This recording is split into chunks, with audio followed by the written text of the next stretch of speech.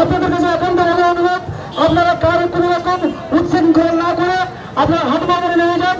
ইনশাল্লাহ এই মিছিলের টাকা আমরা পার্লামেন্ট পর্যন্ত হয়ে যায়।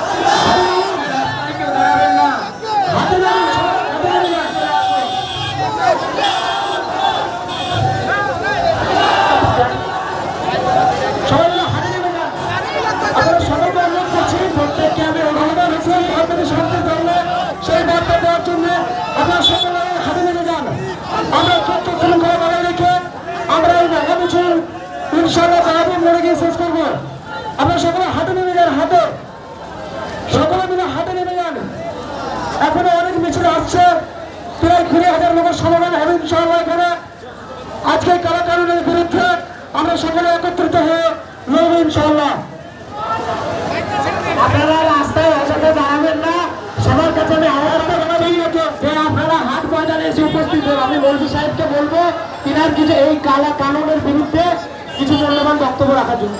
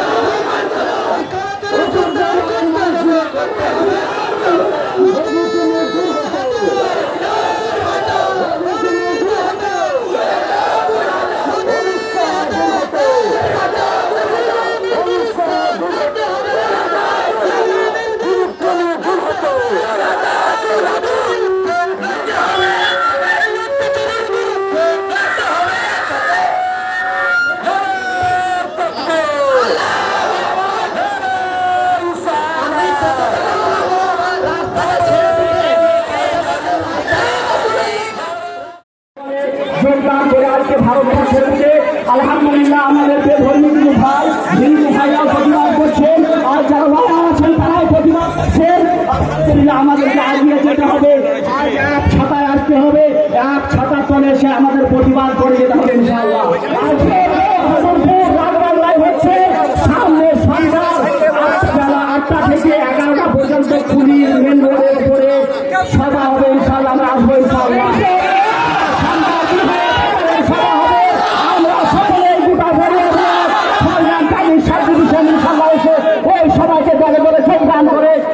আমাদের সারা বিশ্বকে তাক লাগিয়ে দিতে হবে, সারা বিশ্বকে চমক লাগিয়ে দিতে হবে, দেখে দিতে হবে যে মুসলমানরা ঘুমিয়ে নেই, আজকে জেগে আছে ইনশাল্লাহ। যে বেঈমান ইংরেজ সরকারকে তাড়িয়েছে আমরা, আজকে আলহামদুলিল্লাহ আজকে আমরা এদেরকেও তাড়াতে বলবেন ইনশাল্লাহ। আল্লাহ রাব্বুল আলামিন ধন্যবাদ।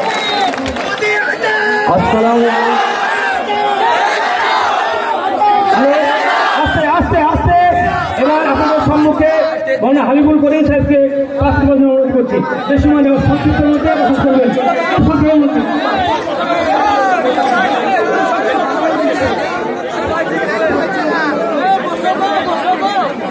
আসসালামু আলাইকুম ওয়া রাহমাতুল্লাহি ওয়া বারাকাতুহু।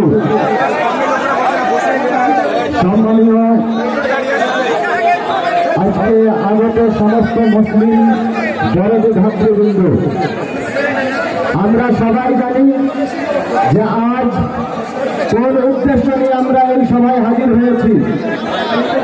আজকের এই বিক্ষোভ সভা, প্রতিবাদ সভা বিশেষ উদ্দেশ্য নিয়ে এই সভা, এই বিক্ষোভ প্রতিবাদ কোন জাতির বিরুদ্ধে নয়, কোন ব্যক্তির বিরুদ্ধে নয়। আজকের প্রতিবাদ হচ্ছে আমাদের মুসলিমদের সম্পদ, ওয়াকফ কোর্ট, ওয়াকফ সম্পদ, সেই সম্পদের উপরে যে সাম্প্রদায়িক সরকার হস্তক্ষেপ করতে চাইছে আইন প্রণয়নের মাধ্যমে, তা প্রত্যাহারের দাবি নিয়ে এবং সেই আইনের বিরুদ্ধে বিক্ষোভ নিয়ে আজ রাজার মিল্লাত। আমরা সবাই জানি যে ওয়াকফ যাদের সম্পত্তি, এই সম্পত্তি কিভাবে অর্জিত হয়েছে। আমাদের পূর্বসূরীরা এদেশের মুসলমানদের স্বার্থে আল্লাহর জন্য ওয়াকফ করে দিয়ে গিয়েছেন, তা ওয়াকফ সম্পত্তি নামে পরিচিত। আজ সেই সম্পদের উপরে আমাদের মসজিদ গড়ে উঠেছে, মাদ্রাসা গড়ে উঠেছে, আমাদের কবরস্থান গড়ে উঠেছে, আমাদের দরবার রয়েছে। আজকে সেই সম্পদে করার মাধ্যমে আমাদের কবরস্থানের উপরে, আমাদের দরগার উপরে, আমাদের মসজিদ ও মাদ্রাসার উপরে যারা হস্তক্ষেপ করতে চাইছে তার বিরুদ্ধে প্রতিবাদ নিয়ে আগের আমরা হাজির হয়েছিলেন। কিন্তু এই সাম্প্রদায়িক সরকারের এই কালা কানুন প্রতিরোধ না হচ্ছে, সরকার যতদিন এই বিল প্রত্যাহার না করছে ততদিন আমাদের এই আন্দোলন চলবে। যতদিন পর্যন্ত সরকার এই আইন প্রত্যাহার না করে ততদিন পর্যন্ত আমাদের এই আন্দোলন জারি থাকবে।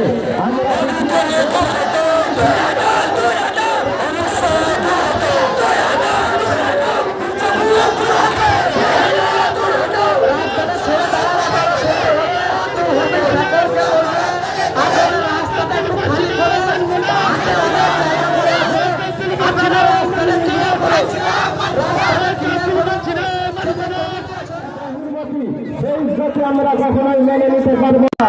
আমাদের বুকের একমাত্র বন্ধু রাখার জমি যতক্ষণ পর্যন্ত থাকবে ততক্ষণ পর্যন্ত আমরা একটা আন্দোলন আসছে, আপনারা সবাই আইন করে আন্দোলন নেওয়ার সুযোগ করে দেন।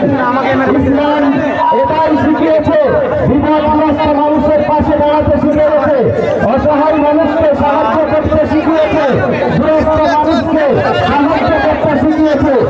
আপনারা বাধা সৃষ্টি করবেন না।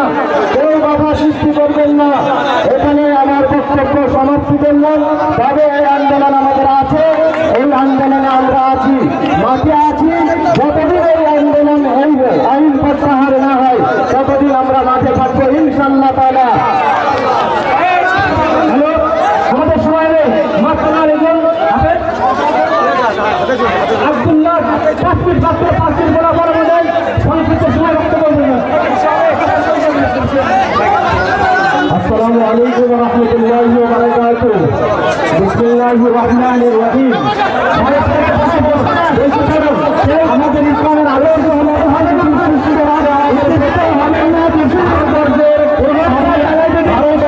সংগ্রামকে সামনে রেখে মানুষের অসহায় হওয়ার করা কিছু সময় সীমিত শান্তির টাইমে আলোচনা হবে বলতে বসে পড়ি। আমাদের সম্মুখে মাওলানা আব্দুল্লাহ সাহেব কথা বলবেন, আমরা বসে পড়ি ভাই, বসে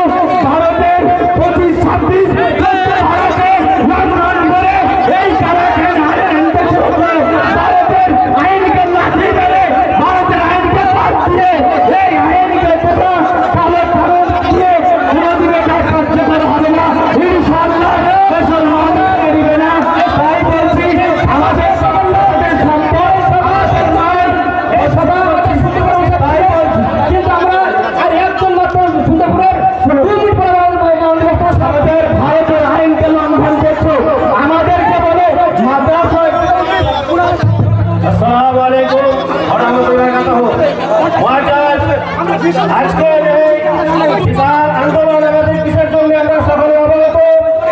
ভারতবর্ষের সরকার নরেন্দ্র মোদী রাত্রে তিনটের সময় কালা কালো পাস করেছে, সেটা আমাদের ভারতের সংবিধানের বিরোধী। ৪১ নম্বর সংবিধানে আমাদের অধিকার দেওয়া আছে